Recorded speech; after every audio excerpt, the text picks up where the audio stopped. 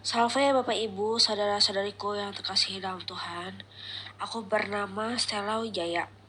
Dalam renungan audio singkatku ini akan membawakan judul renungan Perspektif. Selamat mendengarkan.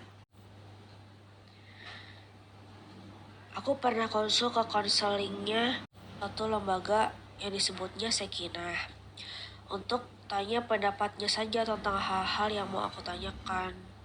Seorang oma konselor, yang jadi konselor itu seorang oma-oma,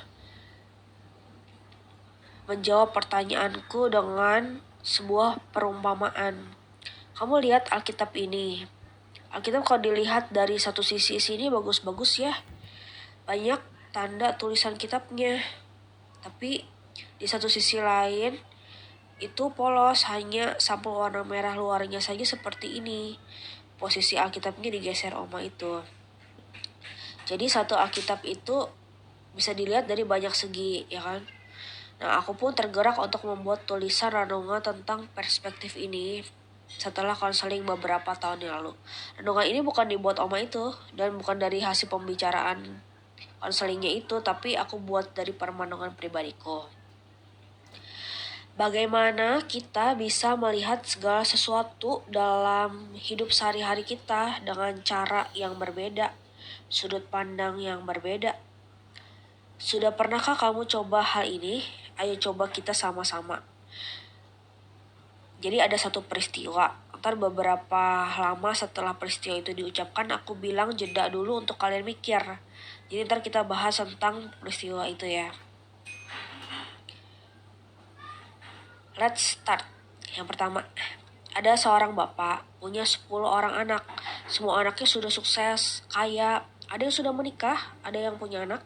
Pokoknya udah bisa dibilang makmur dan bisa dibanggakan banget tuh mereka keluarganya. Ada satu di antara mereka itu yang beda sendiri. Mohon maaf karena keterbatasan fisik dan faktor lainnya. Belum bekerja, belum menikah. Anak ini rajin, baik dan taat, mengabdi kepada bapaknya. Ketika bapaknya ini sakit, anak bungsu inilah yang setia menjaga dan merawatnya di rumah sakit. Yang kita tahu sendiri ya, kondisi di rumah sakit tidurnya nggak nyaman, bolak-balik urus ini itu, stres juga, begadang, sampai kurang tidur dan sebagainya. Bagaimana perspektifmu dilihat dari berbagai macam segi?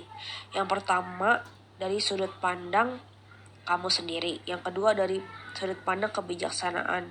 Yang ketiga, mungkin dari sudut pandang orang lain. Ya itu dulu. Aku akan berikan jeda beberapa detik ya.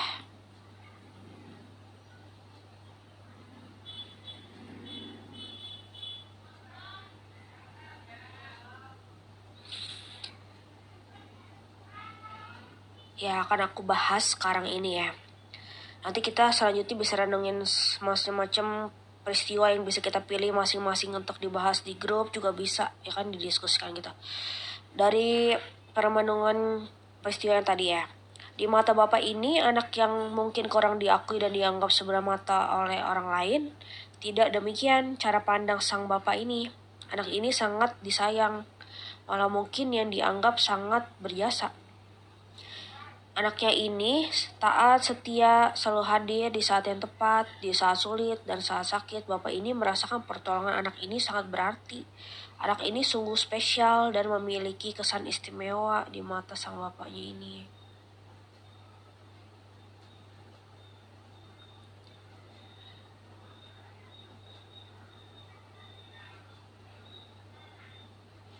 Intinya ya, ada banyak sudut pandang dalam melihat suatu hal atau suatu peristiwa. Sesuatu yang dianggap orang kurang berarti menjadi sangat berarti bagi orang lainnya. Lalu yang aku bisa lakukan sekarang ini apa setelah mengerti tentang sudut pandang? Kita bisa melihat dari sisi positifnya. Bisa juga lihat dari perspektif orang lain yang berbeda. Coba lihat dari perspektif orang lain dengan banyak bergaul, dengan banyak minta pendapat contohnya. Apalagi orang tersebut sudah berpengalaman, sudah banyak jam terbangnya, tidak harus konselor yang profesional untuk mendapatkan perspektif yang berbeda ya. Orang di dunia ini kan banyak yang bijaksana, banyak yang sudah makan asam garam lah istilahnya. Kalau misalnya kita tanya kepada orang yang sudah lebih senior dari kita, bisa jadi pandangannya berguna dan bermanfaat bagi kita.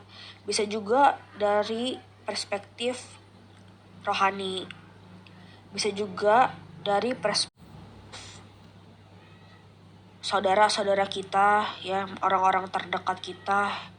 Bisa juga dari perspektif logika, akal budi, dari perspektif ilmu pengetahuan, dari ilmiahnya gitu, data-datanya bukan kebawa-bawa perasaan aja, ya.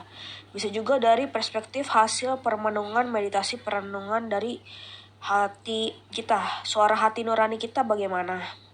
Kan dalam diri kita ada tubuh jiwa roh kita, ada suara Allah Roh Kudus, ada suara Tuhan Yesus, ada malaikat pelindung kita, ada hati nurani yang terdalam kita. Sebenarnya hati yang terdalam kita itu paling tahu yang terbaik buat kita apa, ya kan?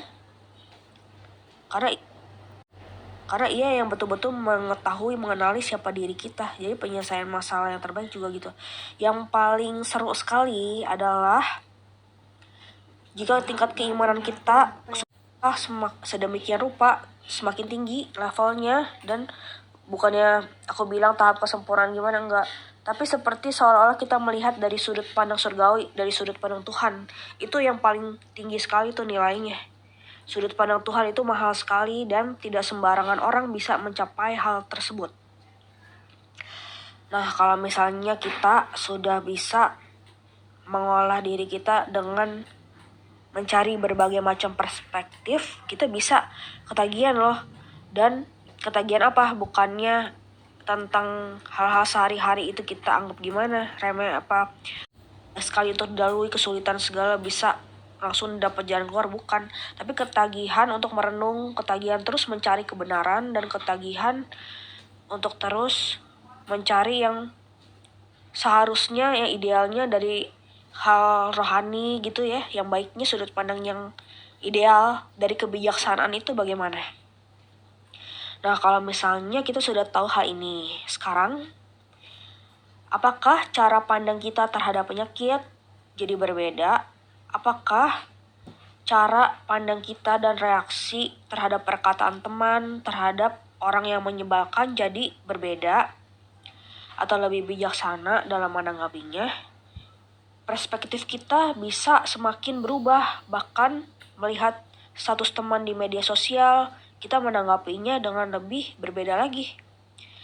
Terhadap politik juga demikian. Dan terhadap permasalahan yang kita jumpai sudah berbeda lagi.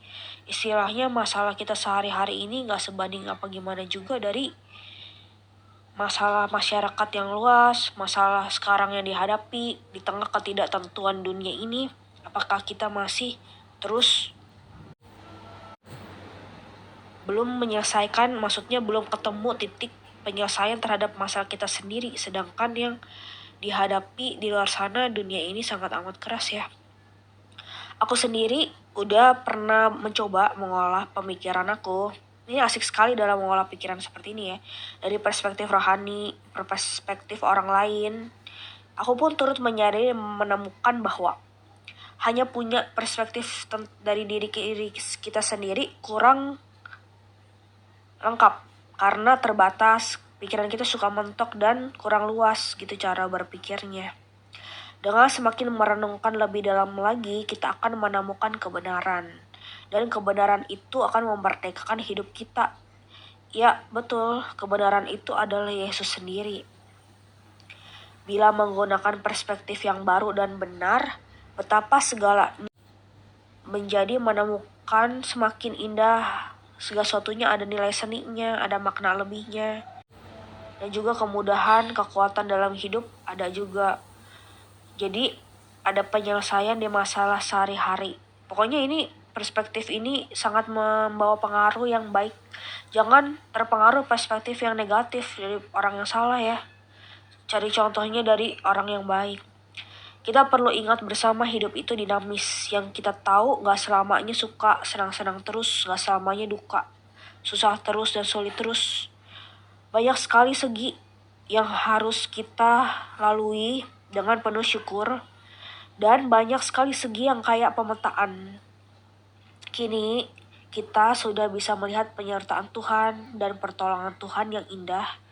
Tuhan sudah berikan yang terbaik, rencananya selalu baik, semuanya sudah diatur olehnya. Bagian kita adalah percaya padanya, terus mengandalkannya yang utama. Melakukan bagian kita yang bisa secara manusianya dengan sebaik mungkin tentunya. Intinya Tuhan yang menyelesaikan yang lainnya. Let God do the rest gitu ya istilahnya. Demikianlah renungan aku hari ini. Terima kasih banyak sudah mendengarkan, sudah menyediakan waktu dan berkesempatan mendengarkan renungan ini. Semoga keberuntungan, segala kebaikan selalu menyertai hidup kita dan keluarga kita. Amin.